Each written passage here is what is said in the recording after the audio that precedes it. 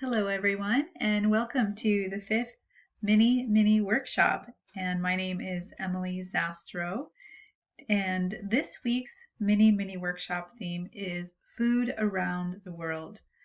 So it's pretty interesting to learn about food from other countries and other parts of the world that maybe you don't know about. So that will be today's focus. And after we look at a lot of the different food around the world, we will then practice some grammar at the end. So you might want to have some paper and a pencil with you so you can take notes. Okay, let's go ahead and begin. So we are going to start with Africa, foods of Africa. The primary characteristic of native African meals is the use of a starch. So a starch is like a potato or a rice, accompanied by a stew containing meat or vegetables, or maybe both. And in some parts of the continent, the traditional diet features a lot of milk products. So for example, milk, of course, maybe yogurt, cheese. And Central Africa, East Africa, North Africa, Southern Africa, and West Africa each have distinctive dishes and preparation techniques. It's a large continent, so I will just have a few examples, and it does not represent the whole continent, but certain regions. So, some common foods of Africa are yams, which is like a sweet potato, millet, and that is a grain, okra, a vegetable, cassava, which is another root vegetable like a potato, plantains, and plantains are like a large banana that you cook, and cabbage is another common vegetable. So some cuisines of Africa. In southern Africa, a common cuisine is called bunny chow, which is this meat and vegetable stew in bread or on top of bread. In North Africa, there is couscous, which is another common grain in that region. In East Africa, there is this bread called injiri. It's actually from Ethiopia. And in Central Africa, you can find some peanut soup. Okay, let's go ahead and look at Asia. So foods of Asia includes several major regional cuisines with another, of course, very large continent. So it includes Central Asia, East Asia, North Asia, South Asia, Southeast Asia, and West Asia. So a very large area. And there are different varieties of rice that are popular in the various regions. For example, basmati rice is popular in India.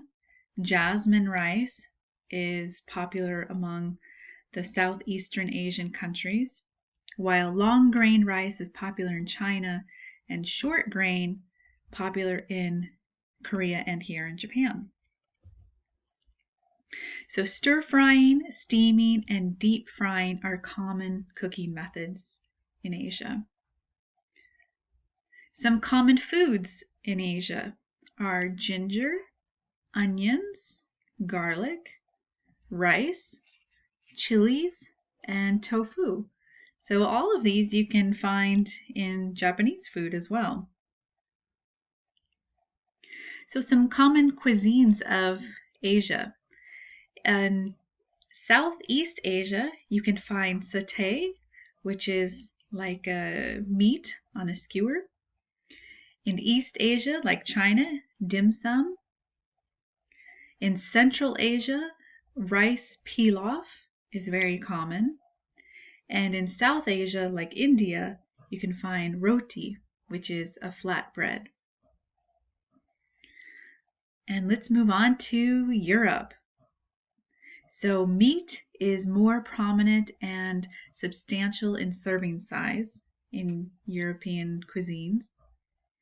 There are hundreds of varieties of cheese and other fermented milk products. Fermented like yogurt or kefir. And many people eat bread, flat cakes, or porridge made from rye, spelt, barley, and oats. Those are all different types of grains. So some common foods of Europe include cheese, tomatoes, potatoes, bread, salad, and meat. So meat includes beef, chicken, pork. So different cuisines of Europe.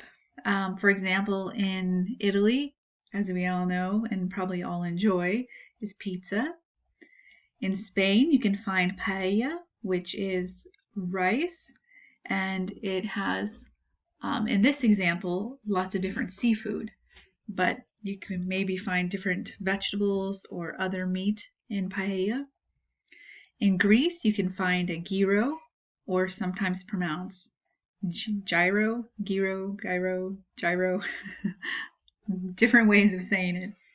And a dessert in France is mousse. Okay, so let's go on to North America. So the North American cuisines have global origins and influences, which also includes Central American and Caribbean cuisines. Immigration from Europe brought a broader range of European cuisine to the region in the 17th and 18th centuries. Then in the 19th century, Asian immigration increased, adding a new cultural influence. So some common foods of North America include dairy products, which are all different milk products, milk, cheese, yogurt, also eggs is included, butter, chicken, beef, potatoes, apples, and bread are all pretty common in North America. Some cuisines of North America. In Mexico, some tacos, and in the Caribbean, jerk chicken of Jamaica. Canada, poutine is popular. And what this is, you can see in the picture there, French fries with cheese curds and gravy on top. Actually, I have never had this, but I think I would like to try. And in the US, apple pie. So if you ever make it to the US, I would highly recommend you trying some apple pie. Let's go on to South America. So South America has many influences, especially of Native American, African, Spanish, Italian, Portuguese, and Indian. The customs and food products greatly vary according to the physically distinct regions. The Amazon basin, which is of course the Amazon rainforest, provides a wide variety of fresh fish and tropical fruits. So some common foods of South America include peppers, quinoa, potatoes, corn, queso fresco, which is cheese, it's a white cheese, and tropical fruit. So some cuisines of South America. For example, you have the pachamanca of Peru, which is basically different kinds of meat and some vegetables that is cooked in a kind of a clay pot that is dug in the ground. So, sounds very interesting. And in Argentina, a popular food is empanada. You can see it's kind of a pastry that is filled with meat. Of Ecuador and also Peru, you can find ceviche, which is raw fish and added vegetables like onions and tomatoes and cilantro. So with sushi being very popular in Japan, I think ceviche would be popular too. And in Brazil, it's very common to find beans, black beans particularly, and rice. This is feijoada. So that's a very common dish in Brazil. All right, so those are the different cuisines among the different regions of the world. So let's go ahead and take a look at some grammar. And we will continue to talk about food using count and non-count nouns. So, count and non-count nouns. Let's look at singular nouns. For example, this is a lemon. Okay, this is a lemon. This is milk. Sorry, this is milk here. And let's look at plural nouns. Okay, so those are lemons. You can see here we have many lemons. It's plural, so we have the S. Now take a look here. It says those are milks.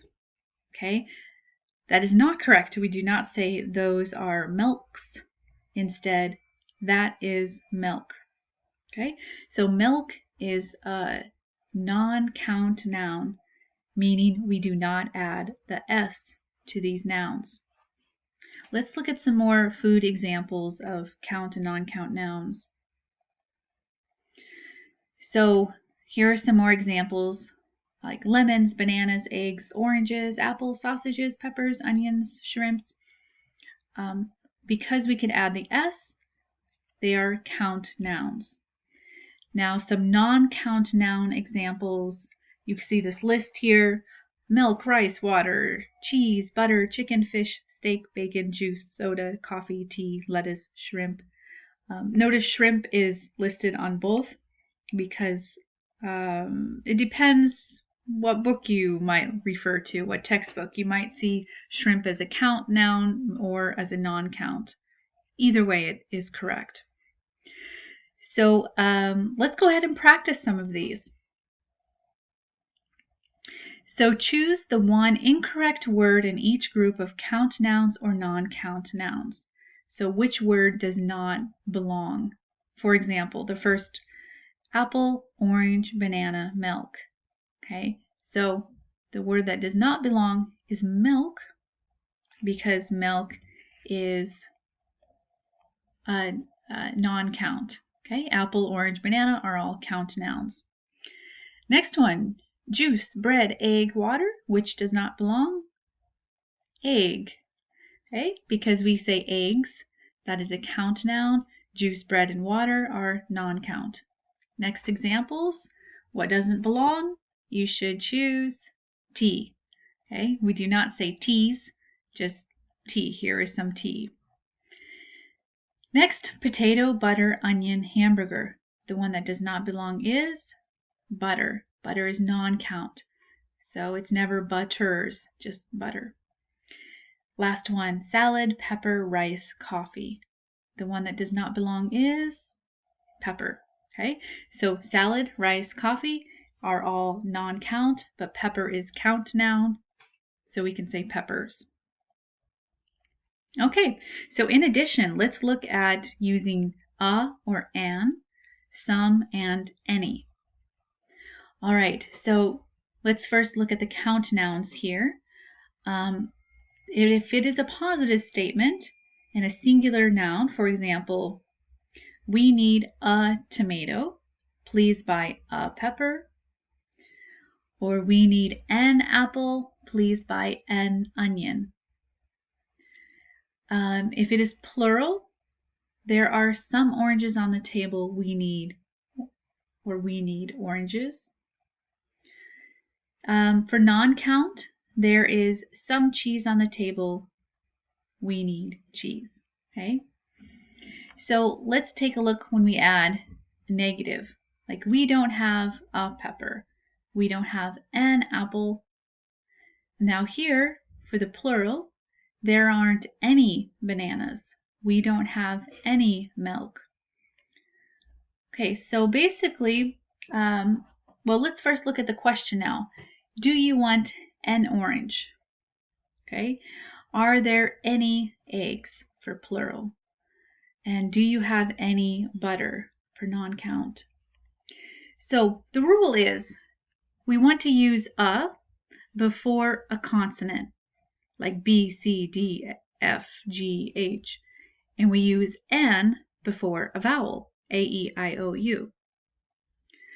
And we use some with positive statements and could or would questions. We use any with negative statements and questions. So right here, this is basically the shortcut. This here is what you want to remember so you know when to use a, and, some, or any. Let's go ahead and practice this. So complete the sentences with a, and, some, or any. Do we have tomatoes? What do you think? You should choose, do we have any tomatoes? Because it is a question, so we want to use any. Pass me apples, please. Pass me some apples. Because it is plural and it is not a question. It is a positive statement, so some. We need onion. We need an onion. This is not plural, and we want to use just, so we're talking about one, so we want to use an because it is one and it begins with a vowel. Number 4, I think there is cheese on the table. Okay, what will you choose? You should choose some because cheese is non-count, okay? And it is a positive statement, so we use some. Next, there aren't eggs. There aren't any eggs. We use any because it is a negative statement. Aren't. There are not any eggs. Could I have water, please? So for this one, we should say, could I have some water, please? The reason is because it is could and a question. Okay? For example, would you like some water? We do not say, would you like a water? However, I guess you could, if you have a bottle of water, then you could say, would you like a bottle of water? Then that would make sense. But generally speaking, just remember, if it is a question and could or would, you can use some. Okay, next, there isn't juice in the bottle. There isn't any juice in the bottle. Again, this one is negative, so we want to use any. Do you have banana? Do you have a banana? Banana here is singular, only one, and it does not begin with a vowel. It begins with a consonant, B, so we use a. Last one, would you like salt? Okay, remember it's a question and we have would, so we should use, would you like some salt? Okay, good. I hope that was helpful. So that concludes our mini workshop about food around the world. And I want you to go ahead and continue to practice the grammar. You can go to the website. I will have linked below the video on YouTube. And go to Kahoot. Enter this PIN code here, 0394449. And then you can play a game of Kahoot and continue to practice the non-count and count nouns and a, and, some, any. So have fun with that. And thank you very much for joining me today and watching the video about food around the world. I hope you found it interesting and maybe you're a little hungry now. I know there's a lot of food that I showed today that I would like to try, so I hope you would too. And as always, go ahead and use this QR code to answer the questions and to show your attendance for today. So thank you very much, and I will maybe see you next week. All right. Thank you so much. Have a good day. Goodbye.